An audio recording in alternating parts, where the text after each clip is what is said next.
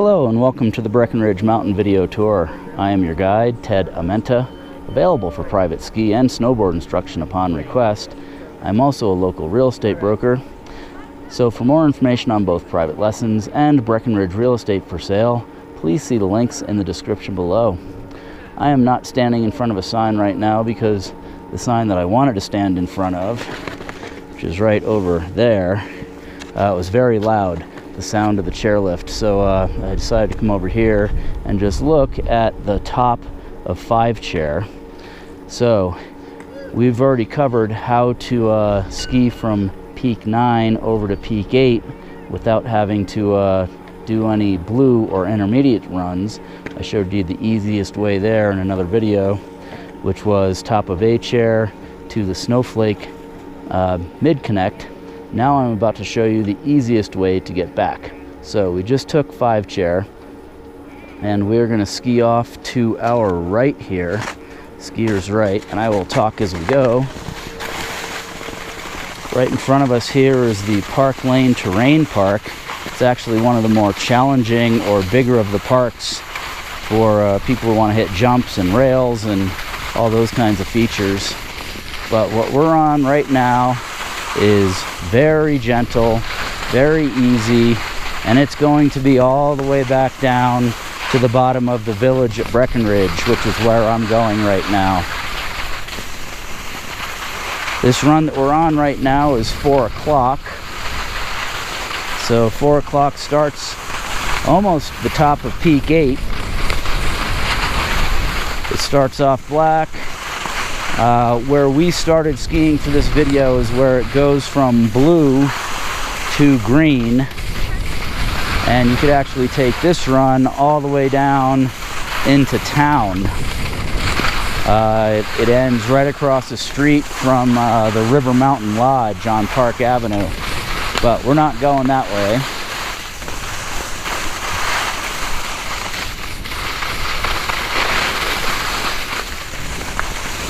So, as I mentioned, I want to take the easiest way to Pk9, which is going to be here. I'm actually a little surprised it's not labeled as a Sawmill, but that's what you'll see it on the printed map.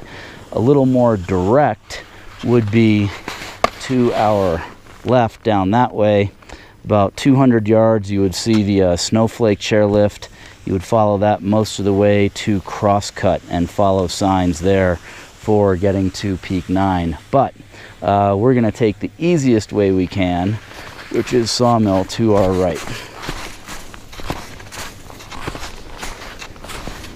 And this also happens to be one of the runs that kids especially, but really everybody, really enjoys at the beginner level. It's what I call feature rich. And you'll see what that means here in a moment. If you don't like where we are right now, if you don't like the steep part off to the side there, just stay over here to the right. But this is about the easiest thing you could ski. I'm pointing my skis straight and I could probably almost run this fast. But just in case you like that, let's go look at it down there again. Woohoo!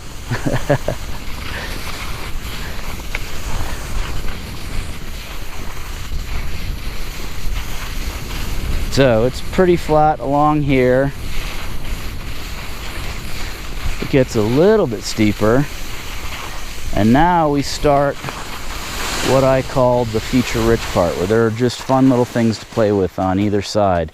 It's late in the day. We've got shadows coming from the right. Hopefully you'll be able to see this as I go. I'll probably stay more to the left than right. But if I were really skiing this as I usually would, I'd make equal use of the right hand side of the trail and just play with the little rollers and jumps and walls over there as well.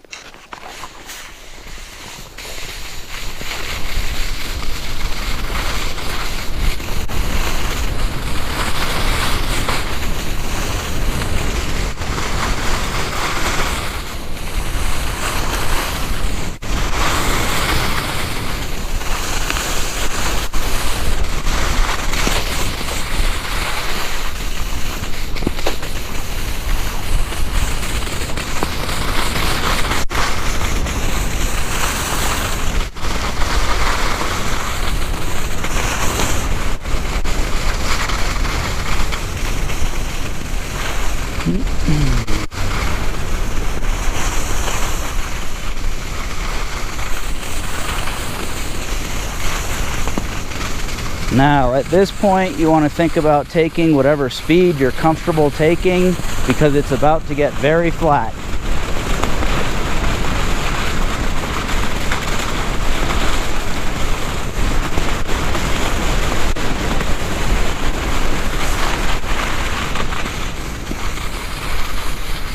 And when we see the bottom of C chair coming up in the distance, we want to ski underneath C chair. This just saves us a little bit of pushing. So that was Sawmill that we just took.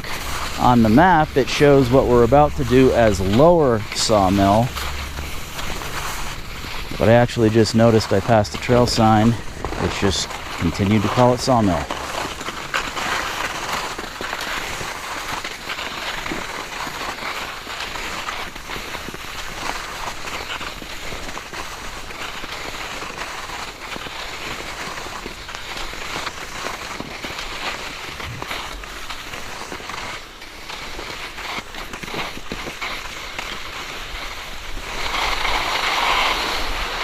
And I'll stop and mention here that if you were going to continue to one of the places that you're staying, that would be Antlers, Chimney Ridge, Elk Ridge, Highlander, Tyra, Grand Timber Lodge, Saddlewood, West Ridge, Blue Sky, or you just want to get back to the bottom of the Snowflake lift, you would follow the Snowflake trail to our left.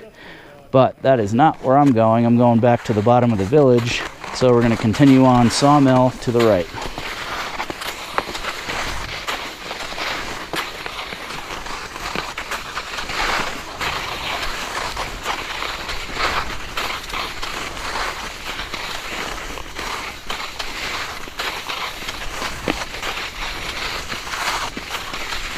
And this is another spot that you want to think about keeping your speed up, because we're going to go down the hill, then uphill, and then downhill again, and we want to have enough speed to carry us up this uphill section.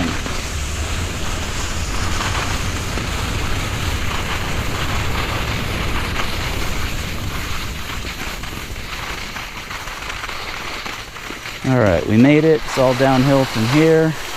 And that is the Beaver Run chairlift we're about to ski underneath.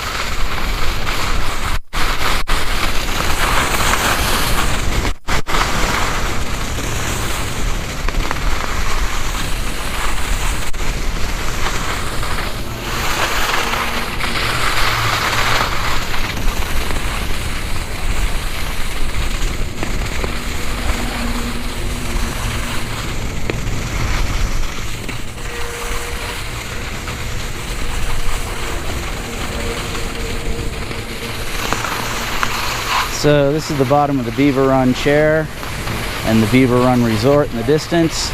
If you were staying here or ending your day here, you would then stop here, but I am going to continue.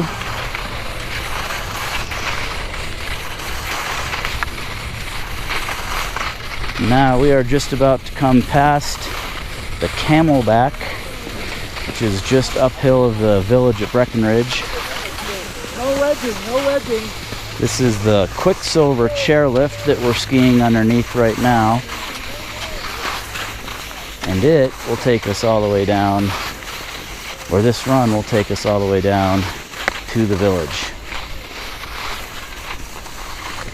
And I typically at the end of the day will stay on the left side here, near that red Breckenridge Stables barn.